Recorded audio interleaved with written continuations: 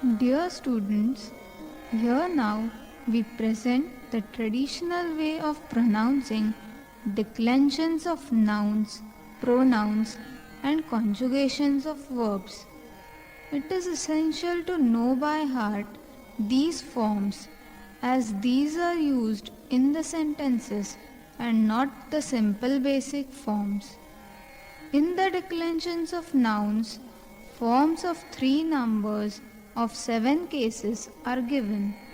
The English rendering of the cases are like nominative prathama, accusative dvitiya, instrumental tritiya, dative chaturthi, ablative panchami, genitive shashti, locative saptami, and also vocative sambodhanam.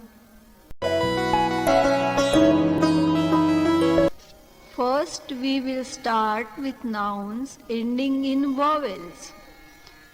The noun Deva means the god, masculine gender ending in a. Devaha, Devau, Devaha, Prathama, Devam, Devau, Devan, Dvitiya, Devena, Devabhyam, Devaihi, Tritiya, Devaya, Devabhyam, Devebhyah, Chaturthi, Devat, Devabhyam, Devebhyah, Panchami, Devasya, Devayoho, Devanam, Shashti, Deve, Devayoho, Deveshu, Saptami, He Deva, He Devau, He Devaha, Sambodhanam.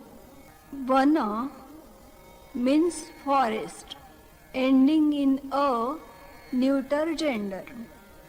Vanam, Vane, Vanani, Prathama, Vanam, Vane, Vanani, Dvitiya, Vanena, Vanabhyam, Vanaihi, Tritiya, Vanaya, Vanabhyam, Vanebhyah, Chaturthi, Vanat, Vanabhyam, Vanebhyah, Panchami, Vanasya, Vanayoho, Vananam, Shashti, Vane, Vanayoho, Vaneshu, Saptami, He Vana, He Vane, He Vanani, Sambodhanam.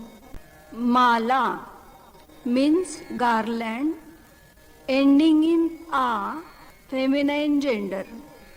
Mala, Male, Malaha, Prathama, Malam, Male, Malaha, Dvitiya, Malaya, Malabhyam, Malabhihi, Tritiya, Malayai, Malabhyam, Malabhyah, Chaturthi, Malayaha, Malabhyam, Malabhyah, Panchami, Malayaha, Malayoho, Malanam, Shashti, Malayam, Malayoho, Malasu, Saptami, He Male, He Male, He Malaha, Sambodhanam.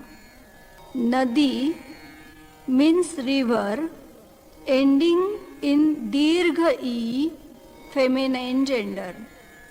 Nadi, Nadyau, Nadyaha, Prathama, Nadim, Nadyau, Nadihi, Dvitiya, Nadya, Nadibhyam, Nadibhihi, Tritiya, Nadyai, Nadibhyam, Nadibhyah, Chaturthi, Nadyaha, Nadibhyam, Nadibhyah, Panchami, Nadyaha, Nadyoho, Nadinam, Shashti, Nadyam, Nadyoho, Nadishu, Saptami, Nadi, Nadyau, Nadyaha, Sambodhanam. Kavi means poet, ending in Raswai, masculine gender.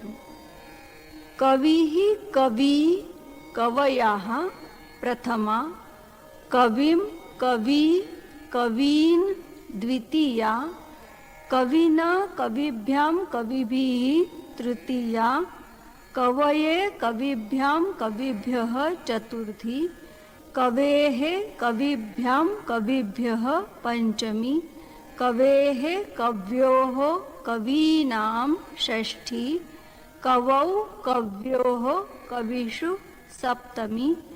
हे कवे, हे कवि, हे कवयः संबोधनम्।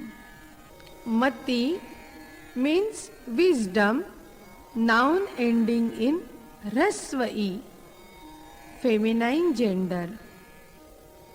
Matihi mati matayaha prathama, matim mati matihi dvitiya, matya matibhyam matibhihi trutiya, मत्यई मतये मतिभ्याम मतिभ्याः चतुर्थी, मत्याः मतेः मतिभ्याम मतिभ्याः पंचमी, मत्याः मतेः मत्योः मतीनां षष्ठी, मत्यां मतौ मत्योः मतिषु सप्तमी।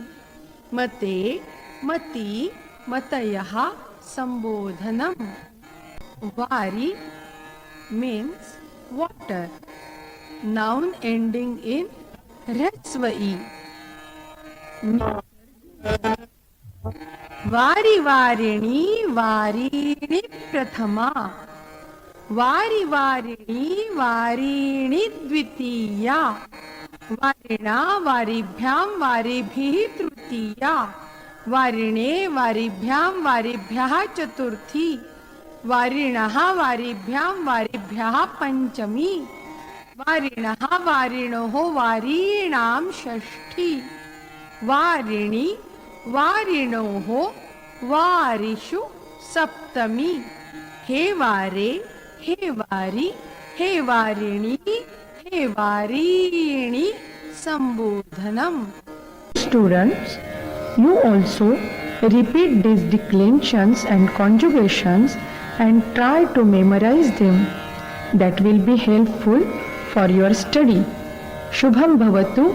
Namo namaha.